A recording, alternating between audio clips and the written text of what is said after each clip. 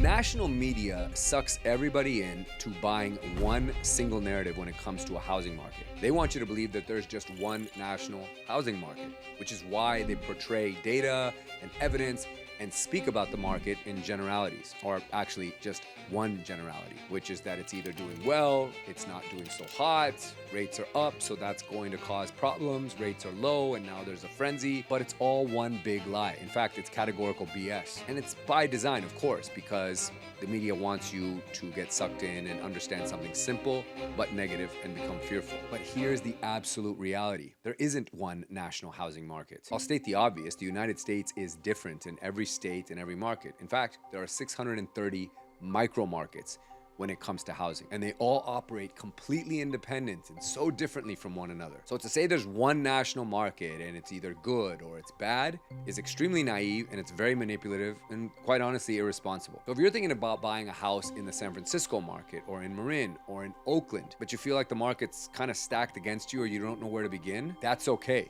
It's because all of those markets are very different from one another. So we need to understand them. Today, I'm gonna break down what a buyer's market means, what a seller's market means, and what a balanced market is actually defined as, so that you can identify it in whatever specific market you're shopping in, and you'll be able to understand how we got to where we're at here in the Bay Area. Hello 2008 market crash. Hello COVID boom. Hello post-COVID cooling. By the end, you are going to know whether you are a buyer or seller, what is going to favor you, what's working against you, and what type of strategy you need to employ to be successful in any of those markets. And before we get into that, let me quickly reintroduce myself to you. My name is Arjun Dhingra, and if you follow this channel, I sincerely appreciate you. If you don't, please give us a follow, and remember to like this video so that we can reach more people with content like this. But I've been in the mortgage industry and space for 24 years, helping first-time buyers, move-up buyers, move-down buyers accomplish their real estate goals by understanding how to take out mortgage debt in a responsible way. I'm very much an advocate for the everyday buyer as opposed to big banks who aren't always in their corner. And if me and my team can be of any help or assistance to you, please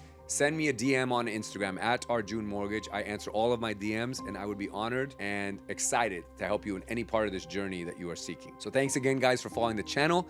And let's get into today's topic. So as I mentioned, guys, there are 630 micro markets across the US, and specifically here in California, it's its own animal. There's a lot of them. But we are talking about the Bay Area, of course. So there is San Francisco, which is different from Marin County, which is different from Oakland, which is different from further east into Contra Costa County, which is different from the South Bay. So let's most importantly define what makes up all three of these types of markets: a buyer's market, a seller's, or a balanced market. Because once you understand this, you'll be able to apply it to the market that you are seeking to buy property in or you're living in and just want to be smarter about it. And then you'll understand exactly why things are the way they are in that specific area. So first, a seller's market. Let's define it. Well, there's the obvious. With a seller's market, you're going to just have what looks like obviously low inventory, much fewer homes for sale. You also have what is called low MSI. Now, guys, MSI, as a quick reference, measures how many months it would take to sell the homes currently on the market at the current pace of sales if no new homes were listed. There's a formula. You basically take all of the active listings and divide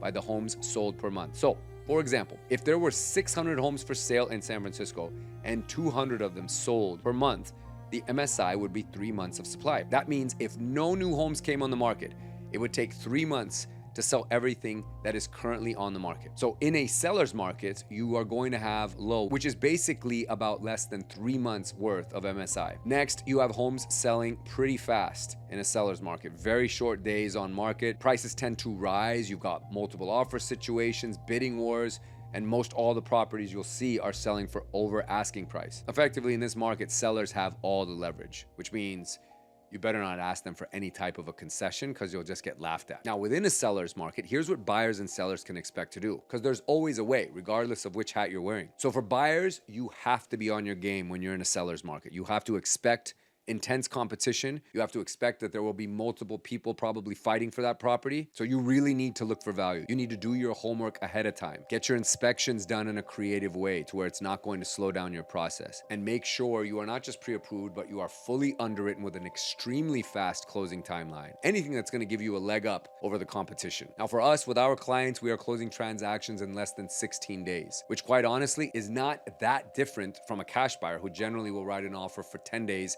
because they need time to liquidate accounts and get all their cash ready anyways. So buyers, that's how you compete in a seller's market. Now, let's move on to the sellers. You're obviously sitting pretty in a seller's market. You get to kick back and just watch the most ridiculous and wildest offer come to the table and decide from that. Pricing your home well, of course, matters, but you are more than likely as a seller going to get a premium in this type of a market. Now let's move on to what constitutes as a buyer's market. So there's the obvious. In a buyer's market, you're going to have higher inventory or you will see more homes on the market. You have a high MSI, which is actually greater than 6 months by definition. Most of the properties that you see on the market will actually stay on for longer, meaning they're not selling as quickly. You'll see some price reductions. That's totally normal in a buyer's market. And sellers are a lot more open to concessions. Now, I like this because we actually get to negotiate. In a seller's market, you can't even use the word negotiate, but in a buyer's market, that's what happens. A buyer and a seller have to sit at a table and finally come to some kind of an agreement. So here's what buyers and sellers can expect to do in a buyer's market. So buyers, obviously your patience is rewarded. You can take your time going through things because sellers are hoping that anyone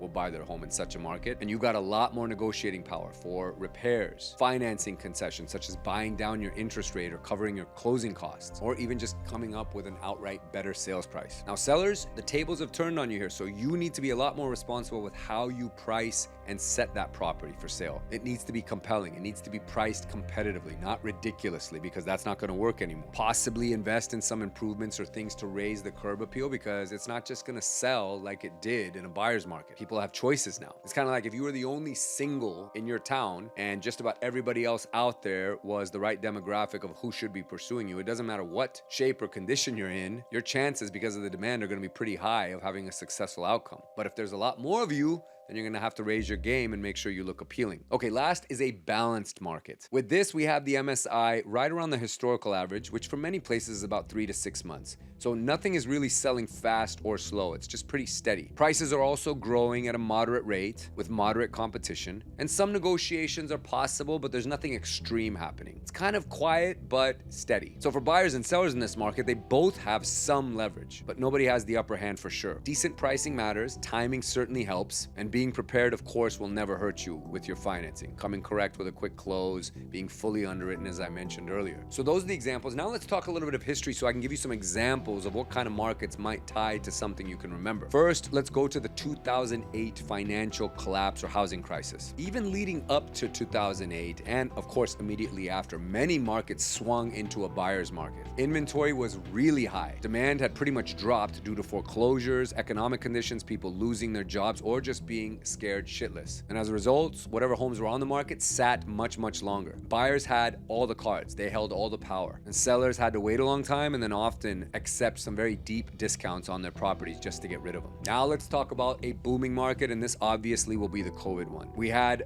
historically low interest rates, most of which had been manipulated by the federal government because they wanted to entice demand and keep people excited about some sector of the economy. So you had massive demand. Everyone and their mom wanted to move and buy a house and have more space or have a home office, a home gym. So there was intense migration, even across markets, and people were making ridiculous offers, sometimes buying the house without even actually seeing it. It was a frenzy, but it was an absolute seller's market. Buyers were competing aggressively, home prices shot up, and many people were quickly priced out. There was nothing healthy about it. So just because there was a lot of activity, many people make this false assumption that that was a healthy housing market when it actually wasn't. There was nothing healthy about that market, which leads us into the third example, and it's actually probably more of the most normalized market that we've seen, and that is the post-COVID cooling market. This is more of your neutral or balanced market, and many markets in the country are showing a lot of signs of fitting into this category. You've got inventory rising, some homes starting to sit a little bit longer. Condos are definitely softening, particularly here in downtown San Francisco. Buyers are getting more negotiating power in certain segments, and I'll explain that a little bit more when we get into the Bay Area specific data here in just a second. So now that you have 3 historical examples, let's fast forward into the present and talk about where in the Bay Area each market stands today. So guys, let's first remember, in California historically, 3 months of supply is considered balanced, less than that is a seller's market, and more than that is a buyer's market. So if we're looking at single family residences or houses, in San Francisco, the MSI is 1.5 months for these types of properties. That's a very strong seller's market. In the East Bay,